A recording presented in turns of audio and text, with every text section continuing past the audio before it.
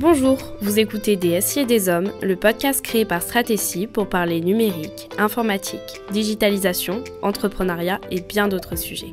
Vous allez découvrir des conseils, des bonnes pratiques, des concepts clés à travers le témoignage de notre invité. Bonjour à tous, bienvenue sur le podcast des SI et des Hommes.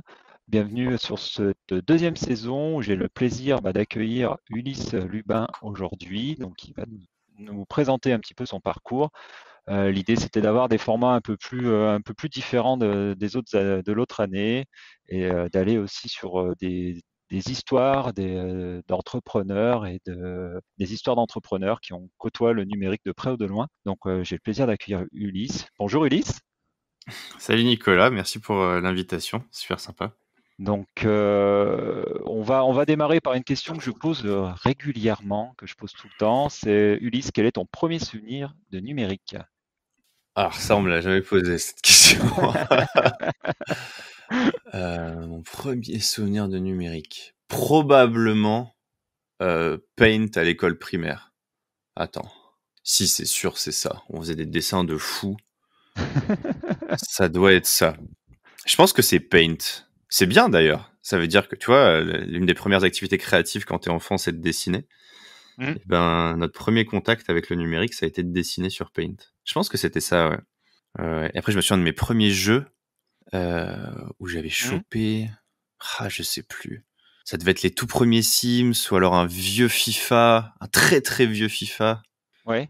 Je sais plus. Mais ouais, c'est bien du coup, des activités créatives et des jeux vidéo, quoi. Ouais.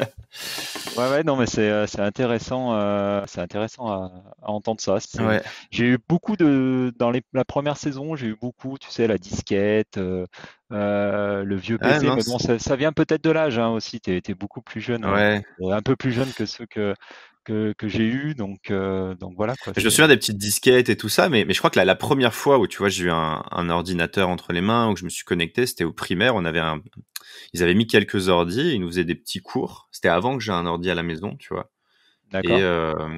et je me souviens qu'ils nous montraient comment Paint fonctionnait, ils nous demandaient de dessiner des trucs.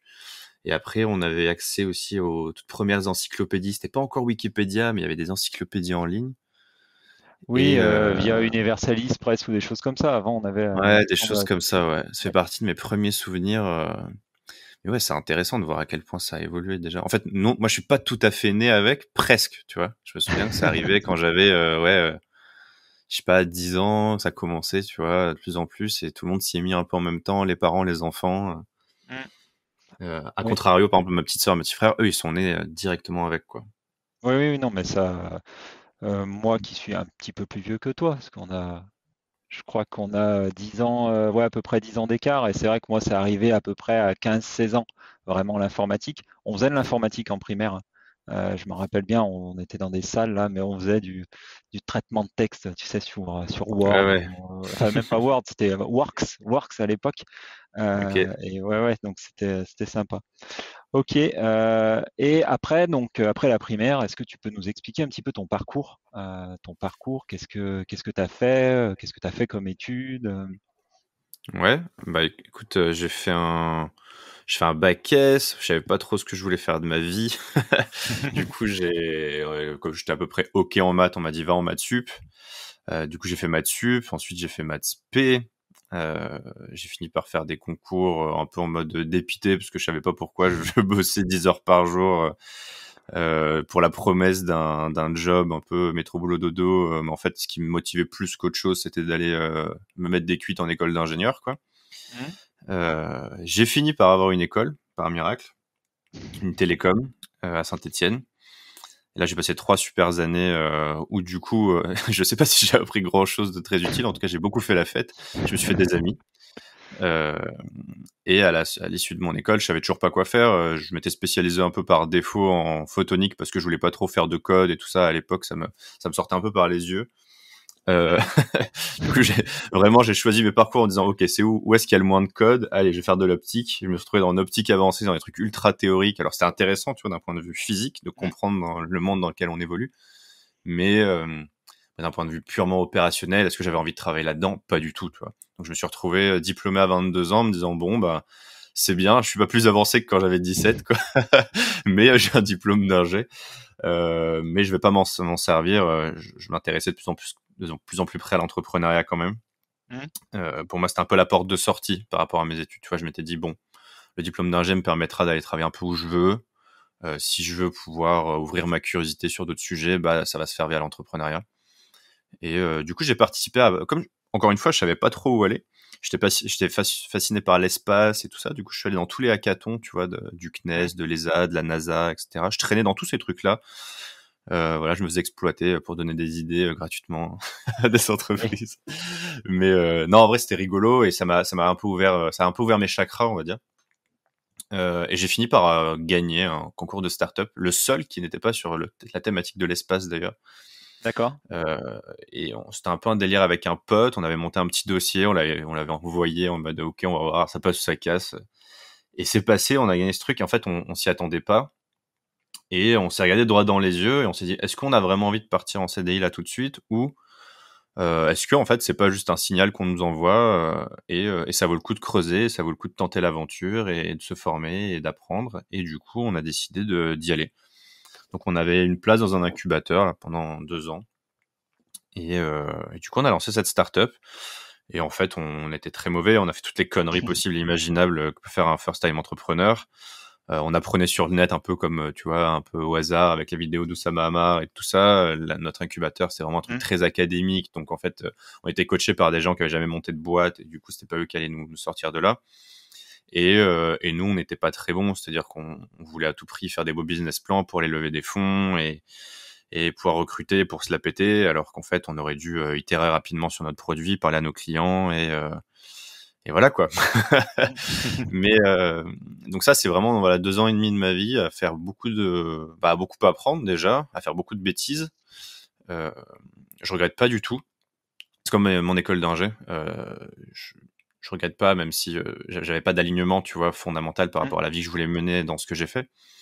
Mais ça m'a guidé un peu sur la suite. Et après ça, du coup, on a décidé de fermer la boîte parce qu'on n'arrivait pas à trouver un modèle économique viable, malgré l'argent levé, malgré le trafic qu'on arrivait à générer, tout ce qu'on disait, les articles, tout ça. En fait, la boîte, elle fonctionnait pas, tu vois, tout simplement. Donc, à un moment donné, il faut se résigner et il faut déposer le bilan. Et ensuite, j'étais de nouveau perdu. Je me suis retrouvé avec un agent David, je savais plus quoi faire, quoi. Du coup, je me suis dit que pour la première fois, j'allais prendre du temps. J'avais fait un deal, en fait, avec ma maman quand j'avais 17 ans. Je lui avais dit, je dis, tu veux faire quoi plus tard? J'ai dit, je veux faire le tour du monde. Elle m'a dit, oui, mais ça, c'est pas un métier. C'est à quoi j'aurais dû lui répondre, peut-être pas encore. Mais à l'époque, je savais pas trop. Et du coup, elle m'avait dit, fais un diplôme, après tu feras ce que tu veux. Donc là, cette fois, j'avais mon diplôme. Je m'étais fait prendre un peu dans cette aventure entrepreneuriale, mais c'était fini. Et donc, j'avais enfin un peu de temps et je me suis dit, plutôt que de me relancer au hasard dans quelque chose, je vais prendre le temps de la réflexion, je vais partir voyager. Et je suis allé en Amérique du Sud pendant 2 mois. Mon premier voyage vraiment seul en sac à dos. J'avais déjà été élevé au voyage, si tu veux. J'avais été initié à ça par mes parents. Mais je n'étais jamais parti seul, loin, comme ça. Juste en aller simple. D'accord. Et là-bas, j'ai eu le temps de me poser beaucoup de questions, d'en mettre en chose d'en mettre en perspective pas mal de choses dans ma vie. Et ça a amené 1 an après à un nouveau projet qui est de partir relever 100 challenges à travers le monde pour dépasser mes barrières mentales. Entre-temps, j'ai fait un petit passage à Paris quand même, où j'ai bossé dans une start-up pendant 9 mois. Donc, c'est quoi ton rôle dans cette start-up? En fait, si tu veux, quand j'étais en voyage, t'es dans le fin fond du Pérou, t'as 7 heures de collectivo, t'as un peu de temps pour réfléchir. Et là, j'avais écrit 3 petites notes. La première, c'était toutes les erreurs que j'avais fait dans ma première boîte. La seconde, c'était tous les métiers qui me feraient kiffer.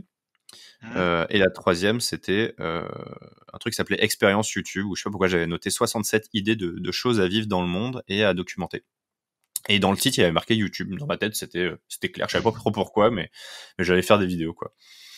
Donc j'avais ces 3 notes-là, et en fait, en rentrant en France, j'ai commencé par ma première note, c'est-à-dire pour tourner la page avec ma première boîte, de me dire, ok, je vais écrire un article sur toutes les bêtises qu'on a faites. C'était un peu ma thérapie, si tu veux. J'avais pas trop écrit juste avant, j'avais un tout petit blog, mais je partageais pas grand-chose, tu vois. Et j'envoie ça sur Medium un matin. Je fais un post LinkedIn et le soir, en fait, le truc fait 500 000 vues, est repris par plein de médias et tout ça. Et du coup, dans le lot, j'ai je passe d'un agenda vide à des centaines de personnes qui veulent me parler. Mhm. Et vu que j'avais rien de mieux à faire, j'ai parlé à tout le monde. Et il y avait 45 boîtes qui voulaient me recruter. Et il y en a une notamment qui était dans le domaine du recrutement, donc qui savait bien recruter, mieux que les autres, et qui ont réussi à m'avoir parce que je sais pas, ils étaient trop forts, quoi. L'équipe était incroyable. Ils allaient faire le Y Combinator à San Francisco. La boîte venait de lever et était dans une phase dans la phase de scale que moi j'avais pas connue avec ma startup à moi. Donc je m'étais dit ça doit être trop ouf de vivre cette phase d'hyper croissance de l'intérieur. Et ils m'ont proposé un job un peu d'intrapreneur où ils avaient développé une méthodologie, en gros une technologie pour recruter, Mhm. enfin pour aider les boîtes à recruter des développeurs. Et moi, je devais prendre cette technologie, la renverser et en créer un nouveau produit. Je vais pas rentrer dans les détails, c'est pas Oui, hyper oui, bien sûr. intéressant, Mhm. mais en gros, il me donnait la technologie, il me disait essayer de trouver un nouvel usage et de monter ton propre projet à l'intérieur. Et d'ailleurs, la boîte a pivoté maintenant sur le projet que moi j'avais développé. Mhm. D'accord. Euh, donc c'était super intéressant pour moi, j'étais bien payé, etc. Ça, c'était l'occasion d'aller à Paris, de voir ce que ça voulait dire d'entreprendre. En tout cas dans les startups, mais dans un autre niveau, tu vois, t'es plus dans un incubateur universitaire, t'es au Y Combinator, là où sort Twitch, Airbnb et toutes ces boîtes, quoi, et tu te rends compte de ce que ça veut dire d'y aller et de pas se chercher d'excuses et tu vois, Mhm. et d'avancer, quoi. Donc c'était assez impressionnant, j'ai beaucoup appris et je me suis vite rendu compte que j'étais pas non plus à l'endroit où je voulais être et en train de faire quelque chose d'important pour moi, que je m'étais fait un peu avoir par des raisons extérieures. Et qu'encore une fois, je faisais pas les choses pour les bonnes raisons, tu vois. Ma première startup, je l'ai montée parce que je voulais beaucoup d'argent, je voulais beaucoup d'employés, je voulais du statut, être reconnu, etc. Là, je suis allé à Paris pour ça et pour le bon salaire et pour voilà. Et, euh, et et maintenant, enfin, quand j'étais à Paris, j'ai restructuré une nouvelle introspection, on va dire, qui depuis ne s'est D'accord. jamais arrêtée. Oui. Et l'idée, ça a été de me dire, OK, qu'est-ce que tu as vraiment envie de faire? Qu'est-ce que tu aimerais faire pour les bonnes raisons? Et ma conclusion de tout ça, c'était que je voulais partir explorer le monde et je voulais surtout explorer de nouvelles idées, de nouvelles disciplines, de nouveaux lieux et partager mes découvertes. Mhm. Et, euh, et donc, je me suis retrouvé un peu avec cette équation de, OK, je veux faire cette phase d'exploration, quoi. Je veux voyager partout. Bah vas-y, je vais essayer de créer un projet qui a du sens et de construire un business autour de ce lifestyle-là et de pas faire l'inverse que j'avais fait jusqu'à présent dans ma vie. Euh, et donc, j'ai lancé ces 100 challenges à travers le monde. Et ensuite, j'ai monté un business autour du contenu que je crée. Et maintenant, ce business vient soutenir vraiment mon lifestyle. Tu vois, j'entreprends plus D'accord. pour l'argent, les Mhm. abonnés ou quoi. J'entreprends pour avoir suffisamment d'argent pour faire ce qui me fait kiffer, c'est-à-dire financer mes voyages, financer mes challenges, financer mes expéditions, pouvoir me Mhm. payer un monteur, pouvoir me payer un filmmaker, faire des jolies vidéos, documenter cette aventure et être fier, tu vois, Mhm. quand j'atteindrai le challenge numéro 100, quoi. Ouais, ça. Bon, on y reviendra beaucoup plus après. Je voudrais qu'on revienne un petit peu sur tout ce que tu as fait. Je m'y reconnais beaucoup. Je m'y reconnais beaucoup dans la partie, dans la première partie de ta vie, parce que bah, pareil, j'ai fait maths sup, maths spé. Bon, toi, tu as fait un petit truc avec un petit étoile aussi, j'ai cru comprendre. Ouais, Euh, voilà. Donc après, bah, pareil, je suis rentré à Télécom. Je suis rentré à Télécom et bah, comme toi, moi le code, moi j'en faisais, mieux je me portais. Donc ça me parle bien quand ce que tu me disais. Et puis voilà, enfin pour moi c'était une belle école de la vie, que ce soit la partie prépa ou la partie télécom. Euh, mm, pour le côté aussi, bah pareil, pour le côté aussi assez festif de cette école-là, mais qui nous apprenait quand même beaucoup de choses parce que je pense que si certains de télécom nous entendaient, on travaille quand même un petit peu, on travaille quand même un petit peu, mais je trouve qu'il y a une bonne ambiance oui, oui. et on fait de belles choses, je trouve. Et en regardant un petit peu même autour de nous, je trouve qu'il y a quand même beaucoup d'entrepreneurs qui sortent enfin, enfin, beaucoup de télécoms qui sortent et qui deviennent entrepreneurs. J'ai pas mal d'exemples. J'ai pas mal d'exemples et c'est vrai que moi je t'ai connu, je me rappelle la première fois où je t'ai vu, c'était une journée d'anciens où tu avais présenté ta startup Ouais. à Télécom. À Télécom, tu avais présenté, je crois que tu en étais au début ou peut-être au milieu, je sais plus. Et après, bah, j'ai commencé à te suivre et là où c'était hyper intéressant et c'est peut-être là où j'aimerais qu'on y revienne un petit peu, c'est tout ce que tu as appris, on va dire, j'aime pas le mot échec par rapport à ta startup, hein. J'aime pas le mot échec, mais voilà, ça n'a pas réussi et puis tu as su rebondir. Mais tu avais publié un post sur LinkedIn assez intéressant sur ton retour d'expérience là-dessus. Et je Ouais. trouvais vraiment que c'était hyper bien. Enfin, hyper bien parce que tu as su montrer que voilà, j'ai raté. Je me rappelle plus comment il s'appelait ton post. Ça s'appelait On s'est bien planté. Ouais, voilà. Mais qui était vraiment bien fait. Je crois que c'est à partir de là où tu as commencé à être un petit peu reconnu sur les réseaux sociaux, non? Tout doucement. Ouais, ouais, bah, c'est ce que je disais tout à l'heure, c'est le Mm. post où, enfin, je sortais de nulle part, j'ai publié ça en plus sur LinkedIn. Enfin, j'avais écrit un post sur Medium que j'ai envoyé sur LinkedIn. Donc tout ce qu'il faut pas faire, tu vois, le lien sortant, truc que les algos aiment pas et tout, mais je sais pas, le truc Mm. a Mm. pris à fond et ouais, ouais, 500 000 vues sur LinkedIn, l'article lu 100 000 fois, repris dans Madines, Les Échos, la Tribune, enfin un peu plein de trucs. Mm. Et moi qui me retrouve un peu dans tout ça sans trop comprendre, tu vois, c'est-à-dire j'ai fait plus de trafic sur mon article que sur ma boîte en 2 ans, tu vois. Mm. En écrivant ça en 2 heures un soir, en rentrant de voyage déprimé, tu vois. Et Mm. donc donc c'est ouais, c'est intéressant et puis ouais, c'était vraiment ma thérapie, quoi. Mm.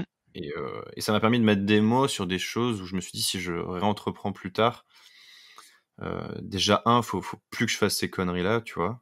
Et maintenant, j'ai une nouvelle boîte, hein, et Oui. il y a plein de principes que je enfin, encore une fois, là, tu vois, là, il y a 2 semaines, j'ai lancé un produit, j'ai pas trouvé mon marché, j'ai fait un lancement, ça a pas pris, j'ai arrêté direct, j'ai sauvé beaucoup d'énergie, de temps, d'argent Mm. et heu et tu t'y terres en permanence, quoi. Mais Oui, t'as pas voulu aller plus loin, essayer de continuer. Tu t'es dit bon, ça a pas marché, je passe à autre chose, quoi. ouais, c'est ça. L'avantage maintenant, c'est que j'ai construit une audience, en fait. Mm. En fait, l'une des choses que j'ai le plus compris cette année, enfin, en tout cas, entre la période de ma startup et ce que je fais maintenant, où je suis plutôt sur un solo business, tu vois, Mm. c'est qu'il y a plein de manières différentes d'entreprendre. Je pense que déjà, faut pas compter sur l'école pour nous éduquer à l'entrepreneuriat. Oui, je suis Moi, d'accord. Télécom, j'adore Télécom, hein. Mm. Vraiment, c'est une école, je trouve qu'on a eu trop de chance. Moi, j'ai passé des superbes années, mais Mm. on n'est pas du tout éduqué à l'entrepreneuriat, ce qui est normal. Les entrepreneurs, c'est pas des profs, tu vois. Euh, Mm.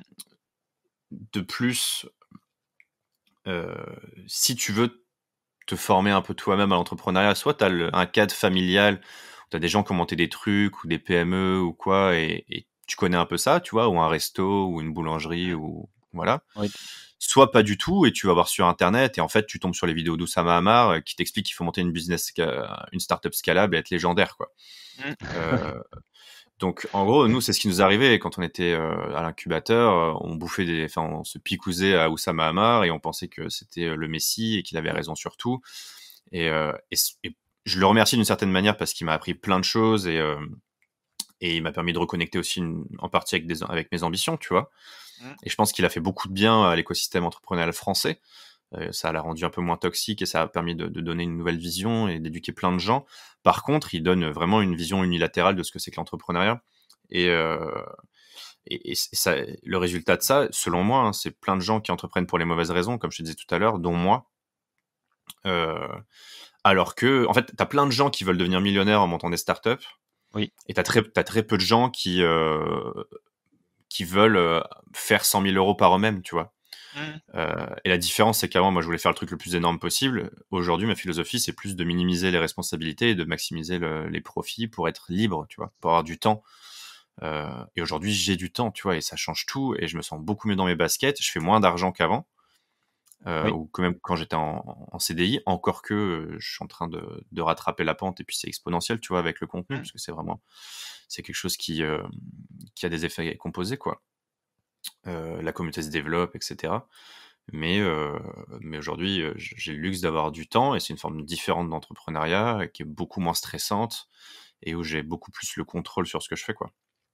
Oui, enfin, moi j'ai toujours entendu dire que bah, il y a autant de types d'entreprises que d'entrepreneurs. Enfin, Oui. c'est compliqué d'utiliser le même modèle pour enfin, pour plusieurs entreprises, hein. Ça va pas forcément marcher. Ça va dépendre, comme tu le dis, du marché. Ça va dépendre aussi de l'envie de l'entrepreneur. Voilà. Et puis quand tu parles de start-up, je trouve que, alors, je vais parler surtout en France, je trouve on montre pas assez aussi des fois un peu le mauvais côté, c'est qu'une start-up, c'est un peu comme, tu sais, les joueurs de foot professionnels, hein, tu vois que la petite minorité qui réussit. Mais tout, Ouais, voilà, tu vois qu'1%, et encore 1%, je suis peut-être gentil, mais il y a tellement de start-up qui ne décollent pas, qui vont peut-être faire du business, mais sans forcément être la licorne ou la oui, c'est ça. licorne, voilà, et où il y en a d'autres qui, comme ce que tu as voulu essayer de monter, qui se plantent assez rapidement ou au bout de quelques années. Voilà, et ça en France, on n'a peut-être pas assez cette culture aussi de l'échec ou même du risque. Du risque, on va plutôt pointer du doigt sur ceux qui n'ont pas réussi. Et ça, voilà, moi je trouve que Ça, c'est je sais pas. pas. Ouais, C'est quand même devenu un peu à la mode sur LinkedIn, l'échec. Depuis, oui, maintenant, j'ai vu plein de posts qui passent et qui cartonnent. c'est pas faux. Ouais. Mais par contre, oui, je suis d'accord avec toi sur le fait qu'il y a très peu de startups qui réussissent. Je pense que tu en as 9 sur 10 qui à 3 ans ne survivent pas. Et sur celles qui survivent, tu as des startups zombies qui sont juste financées mais qui sont pas rentables. Et sur Mm. les quelques-unes qui sont rentables, il y en a quelques-uns qui arrivent à faire des exits, tu vois, ou à revendre, ou à vraiment tirer leur épingle du jeu. Oui, oui, tout à fait. Mais tu as beaucoup de déçus dans le lot. Alors que tu prends des mecs qui se lancent en freelance, tu vois, qui se forment bien, qui essaient de monter une activité, qui essaient de développer un monopole personnel, c'est beaucoup plus prévisible, tu vois, le succès que tu peux avoir.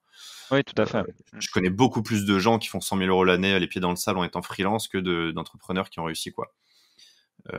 Et globalement, je les trouve plus heureux, tu vois, en tout cas plus épanouis dans leur vie.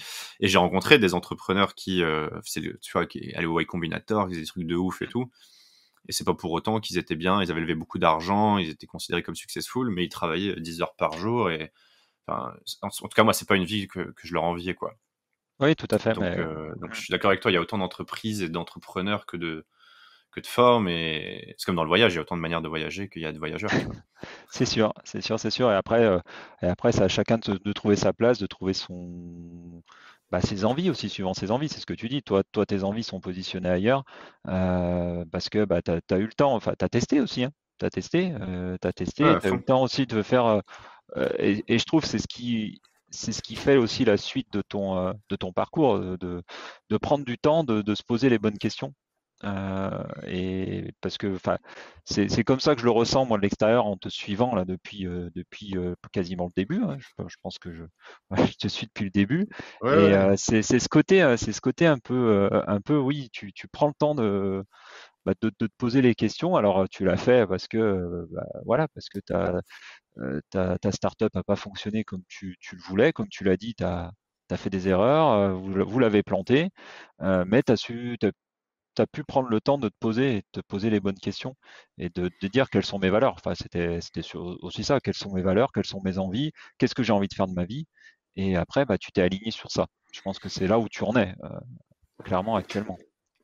Ouais, carrément. Bah, c'était un long chemin, tu vois. Et maintenant, l'idée, c'était de me dire comment je peux être 100% aligné avec ce que je fais à l'instant T.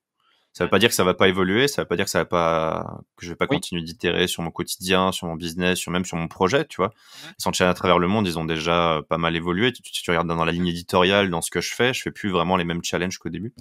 Oui. Euh, L'idée, c'est d'être toujours, tu vois, chaque jour, me dire, OK, là, c'est évident ce que je dois faire et Mm. c'est bien. Et s'il y a pas de, si je me réveille en me disant, là, je suis pas sur la bonne voie, bah, me reposer les bonnes questions, quoi. Par contre, Puis c'est ça c'est l'entrepreneuriat, marrant. hein. Ouais, ouais, c'est ça. Par contre, c'est vrai on te sent toujours très entrepreneur dans ton discours, très entrepreneur startup. Tu as un discours qui est très startup, hein, très agile, tu vois, avec des itérations. C'est marrant d'avoir cette façon toujours d'avoir ce discours très startup. Je trouve que c'est intéressant. C'est intéressant parce que tu mets des mots qui peuvent être compliqués pour certaines personnes et tu les rends un peu plus simples dans ton quotidien. Ouais, ce côté itération, là, tu viens d'en parler, c'est quoi? Mm. Pour l'instant, tu en es là, mais tu vas faire évoluer ta vie à travers des sprints, on va dire, si on veut parler, continuer comme ça. Et je trouve que c'est intéressant. C'est Mais oui, intéressant. mais tu vois, ça, c'est quelque chose qu'on devrait nous apprendre à l'école, quoi. Le problème, c'est on est sur des cycles trop longs.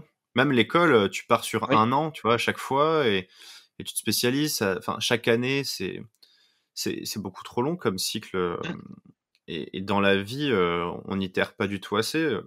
par exemple, tu prends le lieu de vie, comment tu sais que tu es à l'endroit le plus adapté à là où tu dois vivre, tu vois? Alors, tu as quelques indices, probablement que tu es Mmh. né dans le coin, donc tu as des potes, tu as un peu de famille et tout, mais ça veut pas dire peut-être que tu serais plus heureux à la montagne, peut-être que tu serais plus heureux à la plage, peut-être que tu serais plus heureux sur une île volcanique, tu sais rien, en fait. Et tant Ouais, que tu pas expérimenté, que tu pas testé, que tu pas allé à droite à gauche, comment tu veux savoir, tu vois? C'est pareil avec les gens que tu rencontres.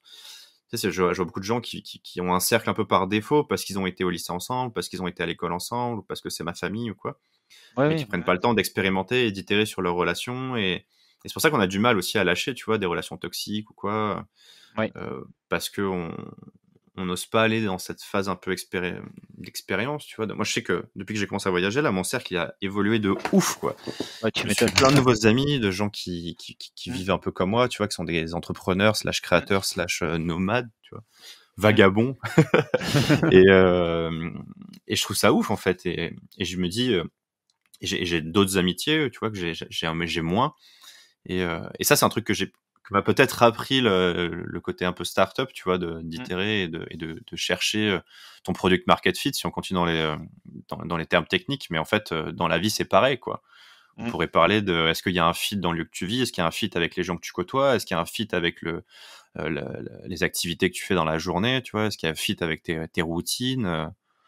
Oui, non, Et mais c'est sûr. Et je te rejoins complètement. Tu vois, on est, bon, l'épisode sera diffusé en début d'année, là, en janvier. Nous, on enregistre la fin décembre et on est dans un moment où, tu sais, on se dit, il faut se faire le bilan, bilan de mm, l'année, etc. Moi, j'ai beaucoup de mal à déjà, bon, à faire le bilan de l'année. Bon, ça peut se faire, mais surtout à me projeter sur une année. Je trouve qu'une année, c'est très long.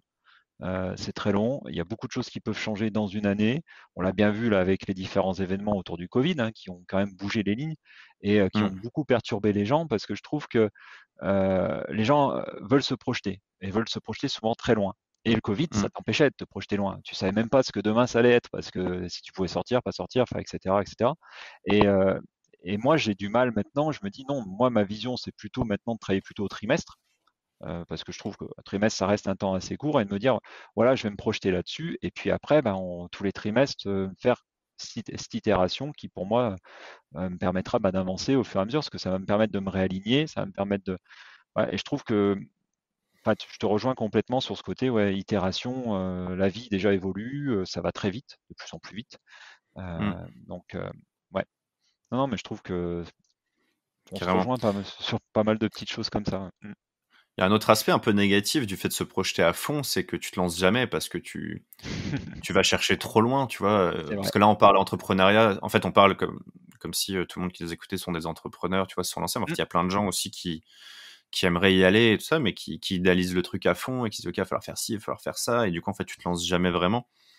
Et Oui. moi, ce que j'aime bien maintenant, c'est avoir parce que je te dis, un an, c'est très long, mais je suis dans un projet qui va me prendre 5-6 ans, tu vois, de relever 100 challenges à travers le monde. Mais en fait, j'ai un cap, tu vois. Oui. Quand je me suis lancé, je me suis dit, OK, je sais pas où est-ce j'ai pas la carte, tu vois, j'ai pas le chemin, j'ai juste le cap, quoi. Le cap, Mm. c'est le 100e challenge. Et ensuite, bah, première étape, c'est quoi? Challenge numéro 1, quoi. Et ensuite, numéro 2, numéro 3, numéro 4. Et c'est comme un grand escalier. L'escalier peut aller à droite, à gauche, mais tu les montes marche par marche. Et du coup, tu vois juste la marche, la prochaine marche, tu vois. Ça permet d'être Mm. hyper focus, enfin ultra concentré sur chaque étape et de pouvoir itérer sur chaque marche pour aller à l'objectif. Mais j'aime bien cette idée d'avoir juste un cap, une première marche et c'est parti, tu vois. Oui, puis tu es un peu dans le, enfin, dans l'exemple, enfin, dans ce qu'on peut, dans le livre de The One Thing là, de Gary Keller, où en fait Mm, tu fais une étape après l'autre, enfin une chose après l'autre. On veut souvent, on se fait une montagne souvent de certaines choses, comme tu dis, de l'entrepreneuriat, alors qu'on peut y aller tout doucement. Enfin, tu l'as dit aussi, toi, dans ce que tu as vécu le monde startup, maintenant tu es dans ton autre business, où voilà, il faut se dire qu'avec 100 000 euros quand même de revenus, quand on fait 100 000 euros tout seul sur de la prestation de service, enfin, c'est plutôt très bien. Enfin, ah oui, mais en tu général, gagnes, enfin, tu gagnes bien ta vie, hein. Enfin, moi, ah ouais. je l'ai vécu sur ma première année où j'ai clôturé tout seul à plus de 110 000 euros. Après, bah, j'ai fait un autre choix, c'est de prendre des salariés pour X raisons, hein, pour X raisons, hein.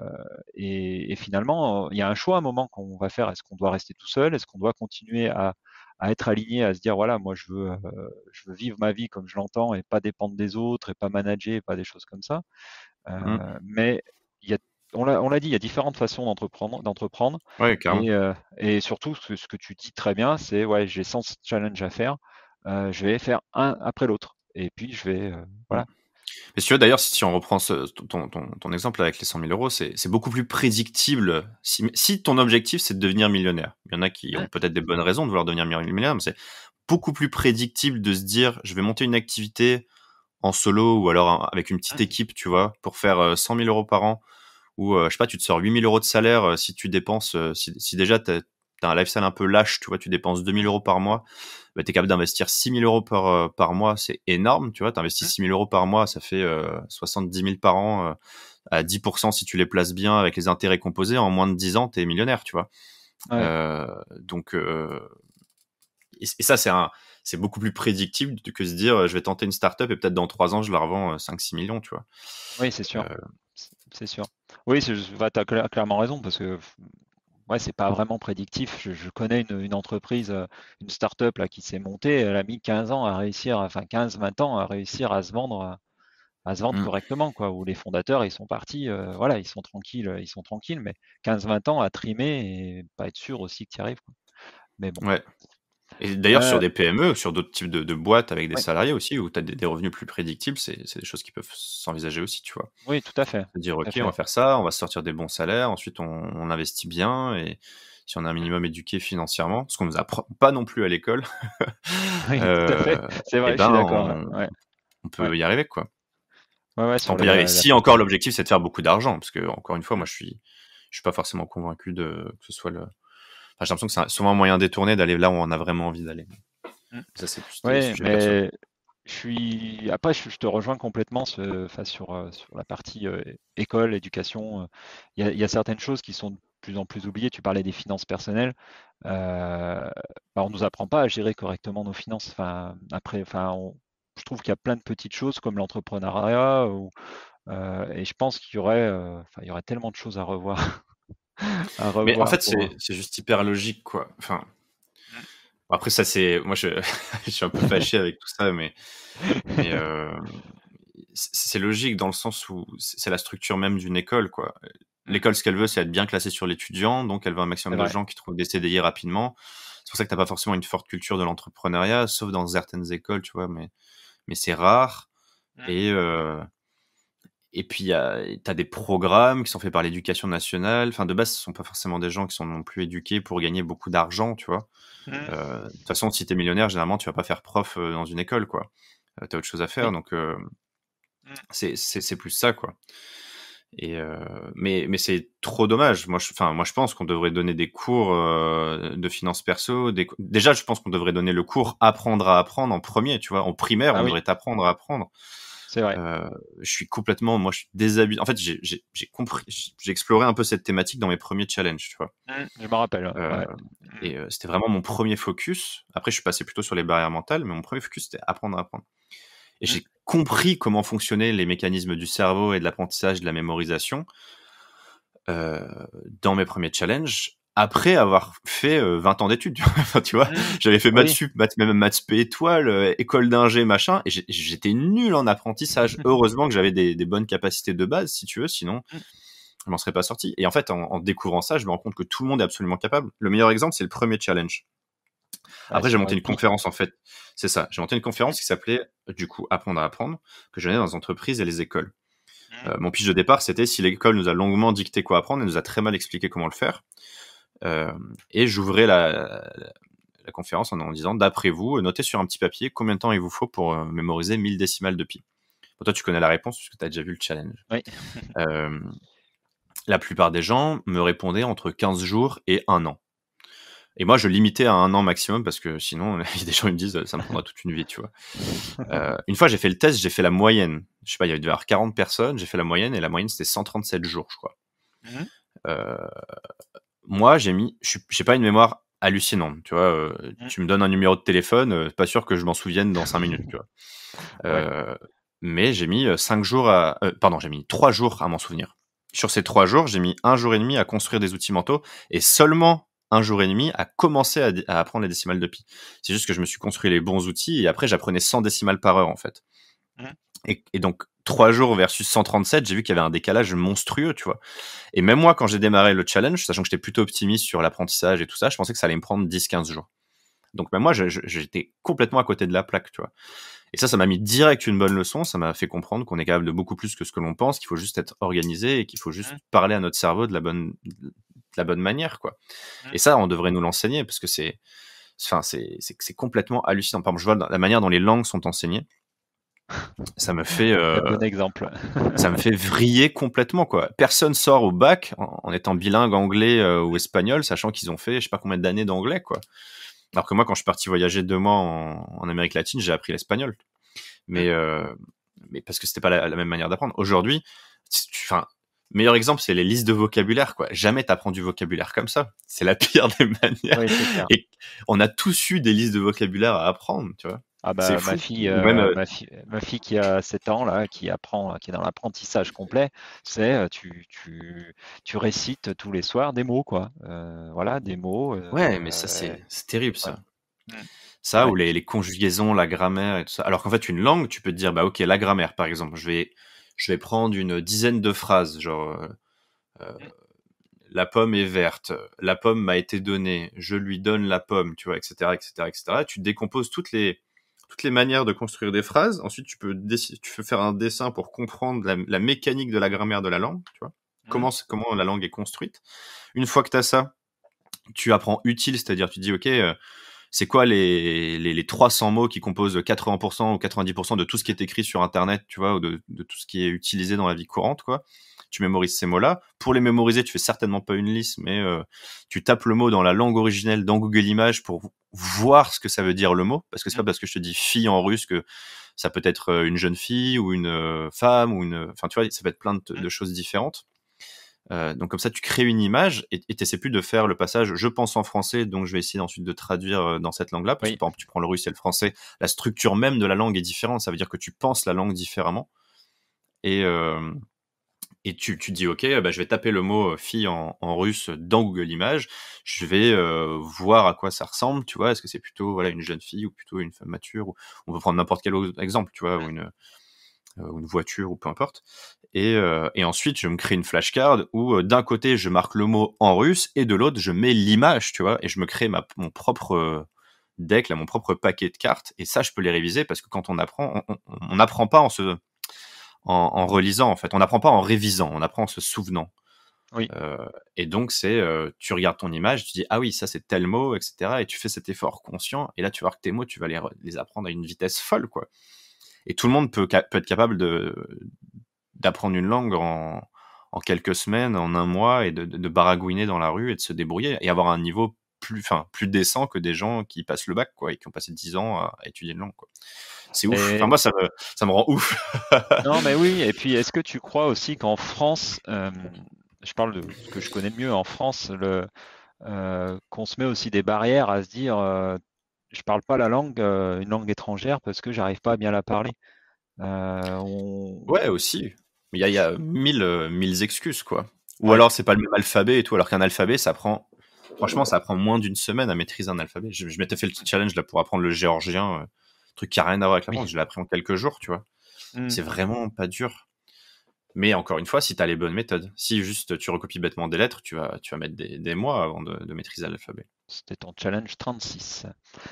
Ouais. Donc, ouais, non, mais après, ouais, c'est la culture peut-être française aussi, où de toute façon on le sait qu'on est les moins bons en langue étrangère, parce qu'on fait, peut-être l'apprentissage n'est pas fait correctement. Enfin bon, peu importe.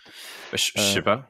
Sachant qu'on a une des langues les plus difficiles à la base, tu vois. Donc on devrait avoir une certaine flexibilité mentale, tu vois, une agilité pour mémoriser d'autres langues, quoi. Ouais, mais quel enfer d'apprendre le français, quoi. Je te promets, il faut mieux apprendre le russe, hein, c'est beaucoup plus facile. Moi je le vois, ma femme est chinoise, d'origine chinoise, ses parents, elle parle couramment le chinois avec ses parents, sa famille et tout. Elle parle le français mieux que tous les deux, hein, mieux que tous les deux. Et je vois la facilité dont elle a aussi à apprendre d'autres langues. Tu la mets, bon, l'anglais, elle le parle couramment. Tu l'envoies dans un pays 2 semaines, elle te parle l'italien, l'espagnol, enfin, c'est des langues latines. Ouais. C'est assez incroyable aussi. Je pense il y a le côté oreille, je pense aussi qui est important. Écouter, Mm. c'est sûr, je pense que quand tu as surtout que ce soit le chinois ou le russe vis-à-vis du français, tu as quand même des sons différents que tu n'as Mm. pas dans la langue française et que tu vas avoir dans la langue chinoise ou russe. Et je pense que ça aussi, ça aide. C'est l'habitude de l'oreille d'entendre d'autres sons, d'entendre pas tout le temps le même son.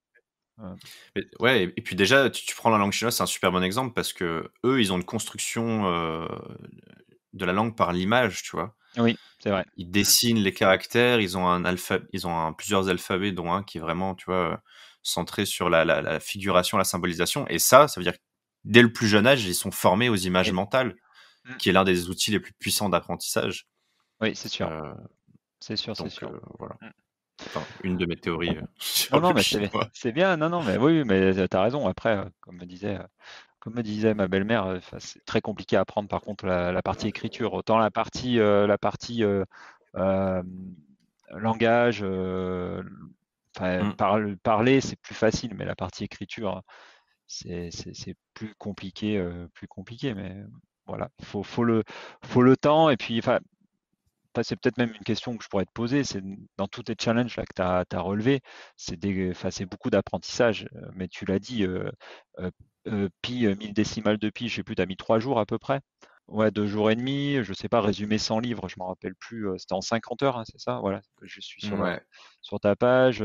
Enfin, c'est des choses où tu as pris le temps de faire les choses, en fait. Ouais, C'est ouais, je ça, prends tu le t'es temps. Après, je posé, suis à fond dessus, ouais. oui, oui, oui, parce que bon, c'est ce que tu veux faire, mais Mm. si les gens se fixaient un objectif, après, c'est l'idée enfin, j'ai l'impression que dans tous tes challenges que tu fais, tu te mets un peu en mode gestion de projet. Tu dis, voilà, je vais d'abord commencer par ça, tu vas pas, tu vas d'abord étudier, mettre peut-être différents jalons, et puis après, pour Ouais. arriver à l'objectif, c'est ça? Ouais, ouais, carrément. En plus, moi, j'apprends pas de manière très efficace parce que ça sert à rien de mettre toute ta journée Oui. dans un apprentissage. C'est juste que moi, j'ai du temps, donc je le fais. Mais vaut mieux, disons, vaut mieux faire 8 fois 1 heure que faire 1 fois 8 heures, quoi. Mhm. Peu importe le domaine d'apprentissage. Oui. Après, il y a plusieurs choses. Moi, à force d'expérimenter, d'itération, je me suis créé mes propres frameworks d'apprentissage qui fonctionnent pour moi. Je pense D'accord. que c'est très individuel. Tim Ferriss a beaucoup documenté ça. Tu sais, il a donné des Oui. frameworks, le framework 10, le framework café, tu sais, Mhm. compression, fréquence, encodage, etc. Moi, j'ai créé le mien qui s'appelle CD modé, donc CD majuscule, un petit M de liaison et OD majuscule. C'est un petit clin d'œil pour dire que les méthodes d'apprentissage traditionnelles, elles sont démodées. Mhm. Et CD modé, le premier, c'est cibler, donc avoir un objectif ultra spécifique, mesurable. Donc cibler, déconstruire, le deuxième. Donc je vais déconstruire cet objectif en les plus petites briques possibles. Ensuite, je vais les orchestrer, donc ça c'est le O. Donc les orchestrer, ça veut dire savoir quoi faire, quand, dans quel ordre, et quand je me pointe pour apprendre, je sais quoi. Enfin, tout est clair, quoi. Et le dernier D, c'est documenter. Moi, je sais que j'ai besoin de ça. C'est la phase qui est un peu plus originale dans mon framework, qui me permet de mieux apprendre. Et c'est pour ça que je fais des vidéos sur YouTube. C'est pour ça que j'écris des newsletters et que j'écris des longs articles à chaque fois. C'est cette phase de documentation qui fait que ça rentre, en fait. C'est-à-dire que je vais relever le challenge, je vais apprendre. Ensuite, je vais écrire le script de ma vidéo. Ensuite, je vais la tourner. Ensuite, je vais passer 3 heures à la monter. Ensuite, je vais écrire l'article. En fait, à la fin, les trucs, ils sont dans ma tête, tu vois. Et je les Oui, sais, oui. quoi. C'est sûr. Bah, j'écoutais, alors attends, ça me fait écho, mais je crois que t'as échangé avec lui il y a peu de temps et qui expliquait un petit peu ces choses-là. J'arrive plus à me souvenir de son nom. Mince, ça va me revenir. Il a dû faire un atelier avec toi il y a pas longtemps. Elliot Meunier? Euh, oui, Elliot, voilà. Ouais, c'est ça. Où il J'étais sûr parlait qu'on un petit parlerait de lui. peu. Ouais, hein. Qu'est-ce que t'as dit? Il est trop fort. Ouais, J'étais sûr ouais. que c'était lui. Il Ah est oui, trop non, fort. mais parce que bon, je l'ai découvert bah, un peu grâce à toi, parce que je l'ai vu faire une publication sur LinkedIn, il me semble, Mm. si je me trompe pas. Et après, bah voilà, j'ai commencé à regarder. C'est vrai qu'il parle de cette façon de décomposer, on va dire, de déconstruire, Et c'est vrai qu'il a une façon sur l'apprentissage, enfin, qui pour moi m'intéresse beaucoup. Mais Elliot, Et il est hallucinant, hein. ouais, Lui, il a quitté le lycée. Il a dit, j'ai plus rien à apprendre oui, au lycée, ça sert à rien. oui, c'est clair. Il a 17 ans, il gagne plus que nous tous réunis. Et il a monté un business de ouf. Et lui, il a une formation sur la gestion des connaissances. Donc vraiment, apprendre, c'est son truc. Et sa manière d'apprendre est incroyable. Il m'a montré ses systèmes. Il se fait des cartes mentales de ouf. Hein. Il est trop fort là-dessus. Et il apprend. D'ailleurs, il était premier de sa classe jusqu'à ce qu'il quitte le lycée. Et il a jamais utilisé les méthodes, il allait même pas en cours. En fait, il prenait juste les sujets, il creusait dans son coin, il se faisait ses propres cartes mentales, il utilisait ses propres techniques de mémorisation, il travaillait 10 fois moins que les autres et il défonçait tout le monde. Ah oui, non, mais tout en gérant son business à côté, quoi. Ouais, hyper impressionnant. Ouais, à 17 ans, c'est assez incroyable. Assez incroyable. Et tu vois, on a souvent dans ce monde un petit peu, je trouve, d'internet avec ce mot, tu sais, influenceur, où on voit souvent un peu des jeunes vendre un peu tout et n'importe quoi, et tu as toujours la sensation de te dire, ouais, enfin, ils y connaissent rien. Et je trouve que Elliot a ce côté où tu sens qu'il est plus que brillant. Enfin, c'est incroyable, quoi. Tu il le connaît ressens, son quoi. sujet. Ah oui, tu le ressens, et ouais, il donne confiance. Mais je trouve que c'est hyper intéressant. Donc là, t'en es au ton challenge 39, c'est ça? Ouais, là j'ai publié le 39. Là, il va falloir que je publie aussi le 40 sur le One Arm Handstand, où j'ai fait un. En gros, l'idée c'était d'apprendre à faire un arbre droit sur un seul bras. Donc ça, D'accord. typiquement, c'était Ouais. super intéressant parce que c'est en plein dans mon framework, c'est démodé, tu vois. Oui. Mon objectif final, c'est de faire 5 secondes sur un seul bras. Je l'ai décomposé T'avais en déjà 20 fait milestones 1 minute, différentes. T'avais déjà fait 1 Ouais, minute sur les 2 bras. c'est ça. Bah, en fait, l'une de mes premières étapes, c'était de faire 10 secondes sur 2 bras. Ça, c'était peut-être la milestone numéro 3, tu vois. Ensuite, 1 minute, c'est la milestone numéro 10. Entre-temps, j'ai appris à faire des variations de forme, tu vois, à bouger les jambes, etc. Enfin bref, de plus en plus de trucs. Après, de faire passer mon poids d'un côté et de l'autre sur les mains, mais en gardant les deux mains. Puis après, à mettre sur le bout des doigts sur une main. Puis après, à tenir 15 secondes sur un seul doigt et une main, tu vois.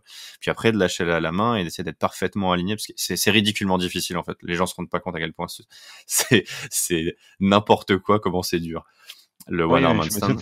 Mais c'est super intéressant comme apprentissage. J'ai mis 1 an entre le moment où je faisais des handstands bien, tu vois, et le moment où j'ai placé mon premier 5 secondes One Arm Handstand, quoi.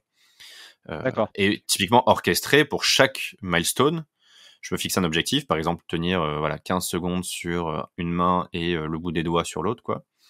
Et j'avais un programme d'entraînement pour chaque milestone. Et du coup, je m'étais fait une spreadsheet, donc un petit tableau, là, un petit tableur. Et dessus, je savais exactement dans quelle heure je faisais mes exercices, combien de temps de repos j'avais, quel était le tempo de chaque truc. Et quand je me pointais à l'entraînement, donc tous les matins, je savais quoi faire. Et tu vois, les 20 milestones avaient les 20 programmes et tout était prêt, quoi. Et après ça, j'ai documenté, j'ai filmé. Là, je vais essayer de faire un montage, je vais faire une newsletter, je vais expliquer comment j'ai fait. Et c'est ce qui fait qu'aujourd'hui, alors, le One Arm Handstand, il y a beaucoup de variances dedans, mais en tout cas, un handstand, maintenant, je peux faire. Je me mets n'importe où sur mes deux mains. Tu me donnes 1 mètre carré, je peux faire ce que je veux. mais beaucoup d'entraînement et beaucoup d'organisation, tu vois, très structuré. Et voilà, ce qui me permet d'apprendre des nouvelles compétences assez rapidement maintenant. Mais c'est que des choses que j'ai découvertes cette année, tu vois. Enfin, ces 18 derniers mois, quoi. J'ai jamais été éduqué à ça. Ouais, mais malgré les hautes études qu'on fait, quoi. Oui, malgré tout ça.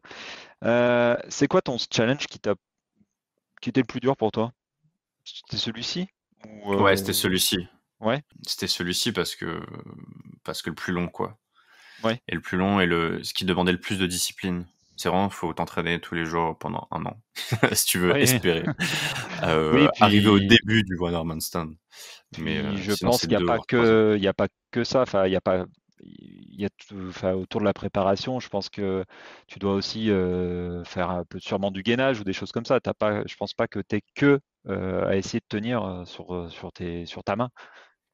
Bah après, ouais, je fais du sport un peu à droite à gauche. J'avais fait d'autres challenges sur le gainage et tout ça, mais ouais, on va dire, c'était le plus difficile physiquement.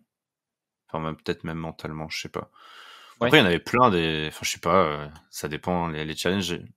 En fait, ils sont tous tellement différents que c'est difficile de les comparer, tu vois, entre survivre une semaine dans la jungle ou déchiffrer une ancienne stèle Maya ou plonger à 35 mètres en apnée. T'es vraiment sur des thématiques radicalement différentes. Donc, chacun me marque un peu différemment et m'enseigne quelque chose de différent, quoi.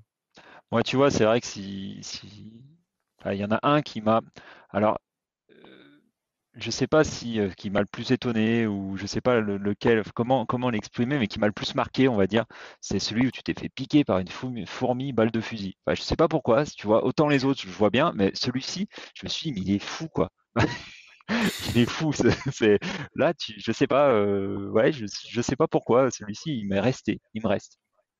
Ouais, bah c'est celui qui est resté dans la tête de beaucoup de gens parce que c'est ma vidéo la plus populaire sur YouTube là.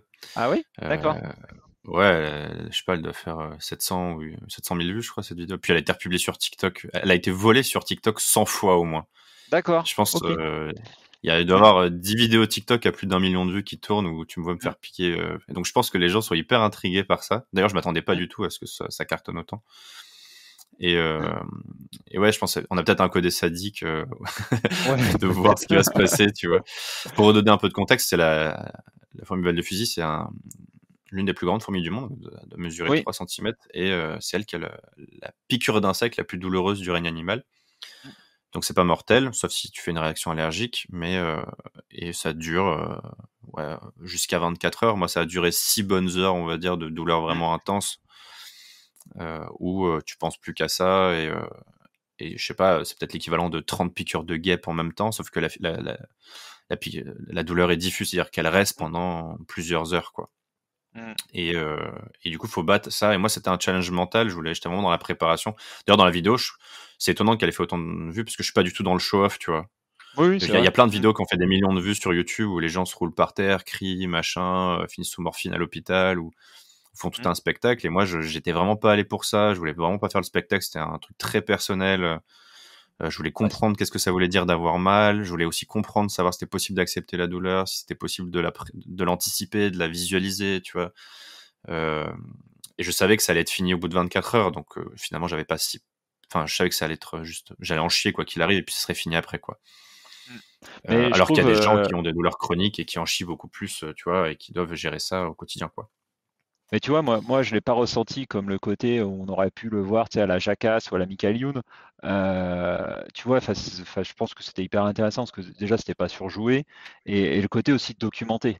Ça, c'est toujours, moi, ce que j'aime bien dans tout ce que tu vas faire, c'est que c'est très documenté.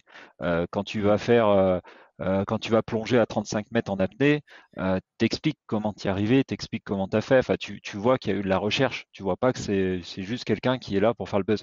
Et c'est ça que je trouve intéressant, parce que bah, ça fait le lien avec tout ce qu'on a dit sur le côté apprentissage, parce que tu es Mm. vraiment dans ça, tu apprends à chaque fois, tu apprends des nouvelles choses, tu recherches, tu fais pas ça pour faire ça, quoi.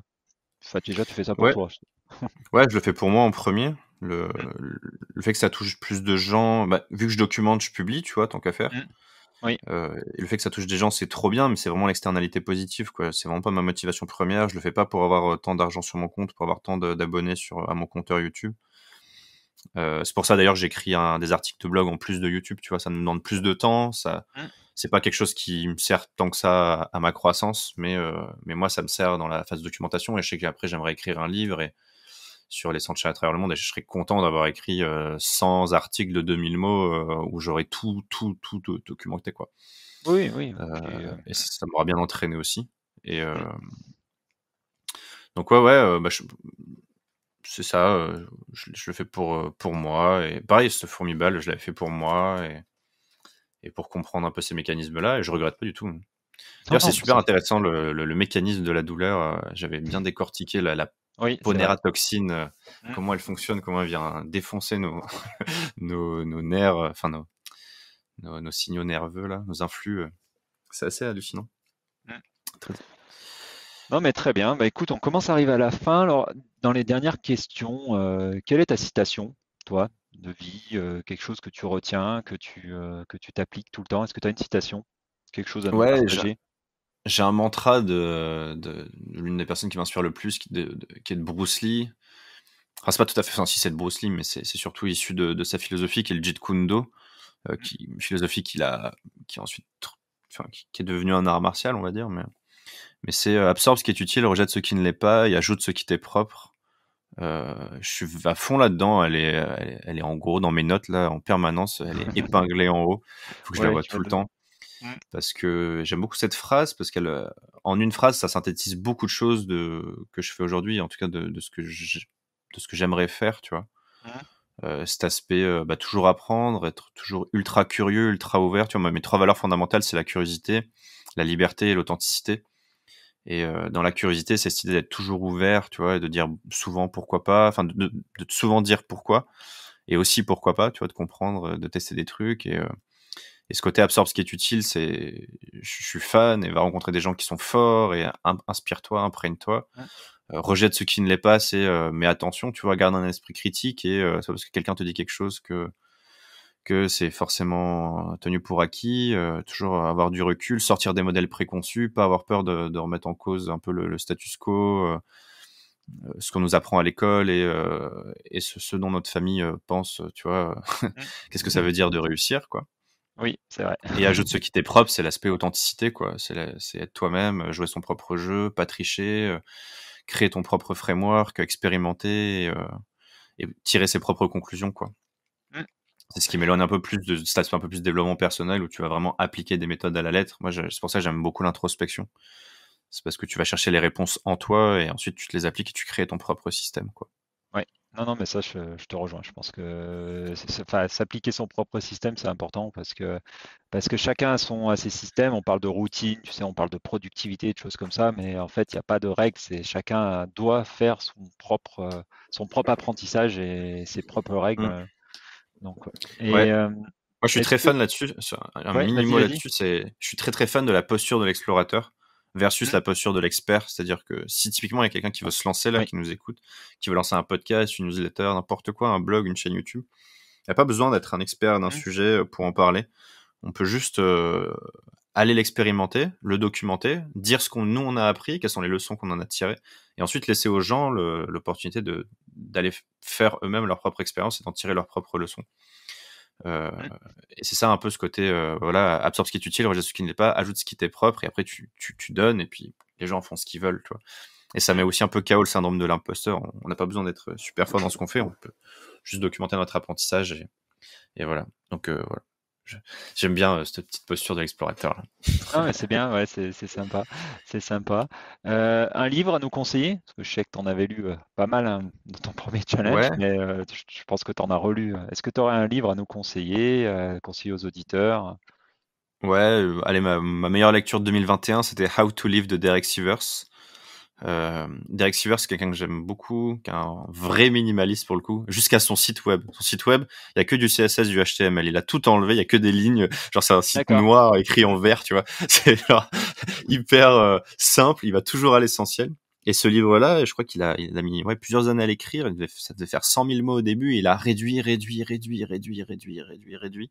jusqu'à arriver à des aphorismes presque Mhm. où c'est chaque phrase est une punchline. Et en fait, how to live. Donc, il essaie de répondre à cette question, comment vivre. Je sais pas, je crois pas qu'il existe en français encore.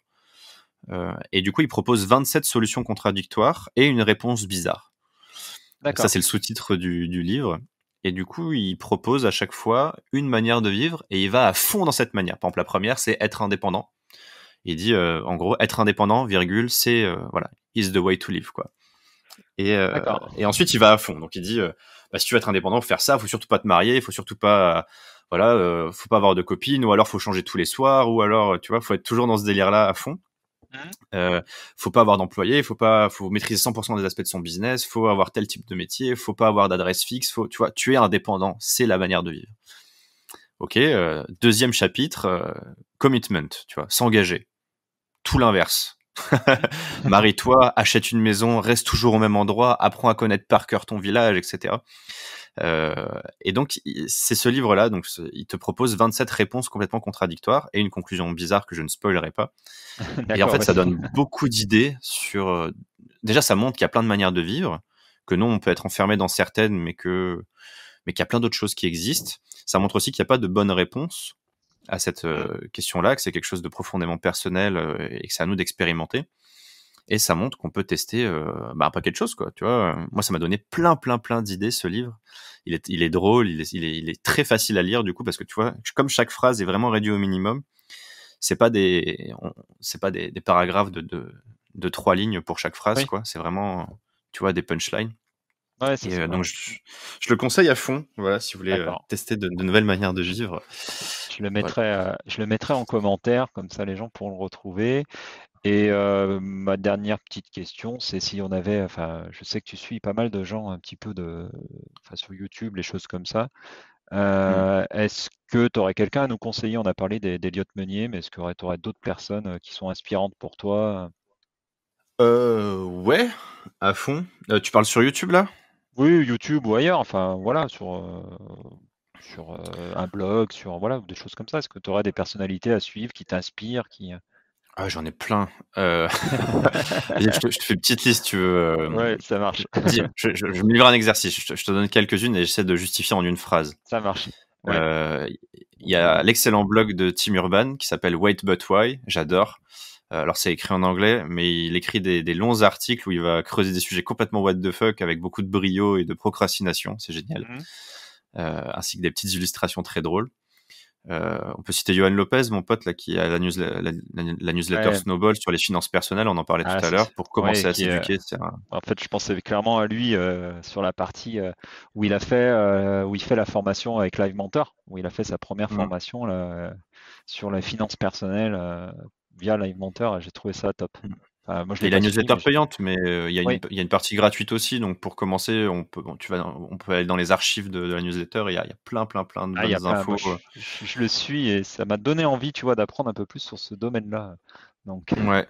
mm, Dans le même ordre, bah, il y a Caroline Jurado aussi qui a fait la même chose sur les crypto-monnaies mm, euh, avec sa newsletter. mm. Qu'est-ce qu'on peut citer? Moi, l'une de mes chaînes YouTube préférées, c'est Kurgesat in a Nutshell. Ils font du motion design et ils expliquent des sujets complexes facilement.